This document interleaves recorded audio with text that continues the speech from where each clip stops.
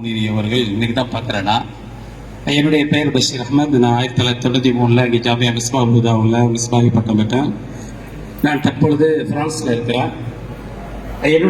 நான் அங்கே இருக்கும் பொழுது அங்கிருந்து கொண்டு நான் இங்கே செயல்படுத்துகிற அனுபவத்தை உங்கள்கிட்ட சொல்கிறேன். நான் அங்கே இருக்கிறேன், ஆனால் இங்கே நான் சில விஷயங்கள் செயல்படுத்திக்கிட்டு இருக்கிறேன். என்னுடைய அனுபவத்தில் நான் இது வரைக்கும் ஒரு எம்பிபிஎஸ் டாக்டரு தனிப்பட்ட முறையில் படிக்க வச்சிருக்கேன். ரஷ்யாவில் படிக்க வச்சு அன்னைக்கு செயல்பட்டுக்கிட்டு இருக்கேன், டாக்டராக இருக்கிறேன். நான் ஒரு 2017ஆம் ஆண்டு ஒரு பைத்துல் மால் தமிழ்நாட்டில் உள்ள மக்களுக்காக அங்கே தொடங்கினேன். இந்த பைத்துல் மாலுடைய பேரே ஆலிம்ஸ் பைத்துல் மால். நான் தொடங்கிய நோக்கம் என்னன்னா, தமிழ்நாட்டில் உள்ள ஆலிம்களுக்கு உதவி செய்வதற்காக தொடங்கணும். அது அப்படியே கொஞ்சம் கொஞ்சமாக அல்ஹம்துலில்லாஹ் வளர்ந்து இன்னைக்கு வெளியில உள்ளவங்களும் நம்மகிட்ட கேட்க ஆரம்பிச்சிட்டாங்க. ஒரு இன்ஜினியர் படிச்சு முடிச்சிருக்கிறாரு, ஒரு டாக்டர் முடிச்சிருக்கிறாரு. இப்ப ஒரு 2 நாளைக்கு முன்னால ஒரு டாக்டர் ரஷ்யால படிக்க போறாரு, அவரு கேட்டிருக்காரு. அது ஒரு ஆலிமுடைய மகன். குறிப்பா நம்ம செய்யக்கூடியது நிறைய ஆலிம்களுடைய பிள்ளைகள் மேல் படிப்பு படிக்கணுங்கிறதுக்காக நம்மள்ட்ட தொடர்பு கொள்றாங்க. அல்ஹம்துலில்லாஹ் எந்த இதை நம்ம மறுக்கிறது இல்லை. நிறைய திட்டங்கள் நான் செஞ்சுக்கிட்டு இருக்கேன். நான் செய்யற திட்டங்கள்ல ஒரு 10 திட்டங்களை நான் சொல்றேன்.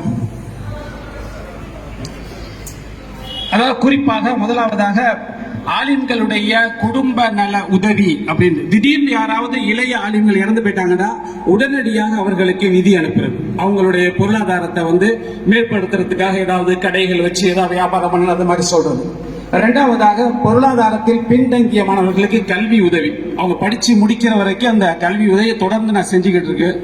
மூன்றாவதாக திருமண உதவிகள். ரொம்ப பேர் திருமண உதவின்னு போனோம்னா நிறைய கேட்கறாங்க, ஆனா அதை கொஞ்சம் குறைச்சுதான் அதை செய்யறோம், இல்லைன்னா நம்மளால முடியாது.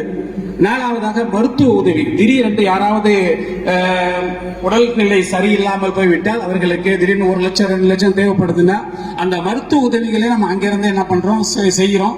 இன்னும் சொல்ல போனால் சில மருத்துவமனைகளுக்கு நம்ம தொடர்பு கொண்டு அவர்களுடைய அந்த ஃபீஸை குறைச்சி அவங்களுக்கு செய்யறதுக்கான உதவிகள் நம்ம செய்யறோம். அதாவது விதவைகளுக்கு, நிறைய விதவைகளுக்கு மாதாந்திர உதவிகள் மாதிரி அதை செய்யறோம். பள்ளிவாசல் கட்டிட பணி நிதி உதவி. சில பள்ளிவாசல் ரொம்ப ஏழ்மை, ரொம்ப வறுமையா இருக்கிற இடங்கள்லாம் நம்ம என்ன பண்றோம், அதை எடுத்து நம்ம உதவிகள் செய்யறதுக்கு முயற்சி பண்றோம். முக்கியமாக நிஸ்வான் மதரசாக்கள் ஓதக்கூடிய ஆலிமாக்கள், அவங்க நிஸ்வான் மதரசால ஓதி முடிச்ச பிறகு அவர்களுக்கென்று தையல் கலை கற்றுக் கொடுத்து அவர்களுக்கு வெளியில போகும் பொழுது மிஷினோட வெளியில அனுப்புறோம். தையல் மிஷின் கொடுத்து அவங்களுடைய வாழ்வாதாரத்தை செஞ்சுக்கிறதுக்காக அதை நம்ம செய்யறோம். அதெல்லாம் ரமதான் மாதங்கள்ல ஒருத்தருக்கு முன்னால் ஒருத்தர் பேசினார். இந்த ஜகாத்துல் ஃபித்ர் மிஸ்யூஸ் பண்றாங்க, ஜகாத் மிஸ்யூஸ் பண்றாங்க அப்படிலாம் பேசினாங்கல்ல.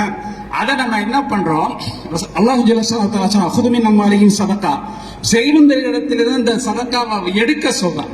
நம்ம என்ன பண்றோம், செல்வந்தரிடத்துல காசை வாங்கி முறையாக யாருக்கு போகணுமோ அதை நம்ம செஞ்சுக்கிட்டு இருக்கிறோம். அந்த விஷயங்கள் அது நிறைய ரமதான் மாதத்துல உதவிகள் நடக்குது. ரமதான் கிட் நம்ம கொடுக்குறோம். ரமதான் மாசத்துல 30 நாட்களுக்கும் நோன்பு நோட்பதற்குள்ள அந்த பொருள்கள்லாம் நம்ம வாங்கி இந்த மாதிரி சில இதெல்லாம் நம்ம செய்யறோம். இது என்னன்னா, இது நல்லா செய்யலாம். ஒரு தனிப்பட்ட ஒரு ஆள் செய்யும்போது, ஒரு ஜமாத்து செய்யும் பொழுது இன்னும் அழகா செய்யலாம். ரொம்ப அருமையான கருத்துக்கள் சொன்னாங்க.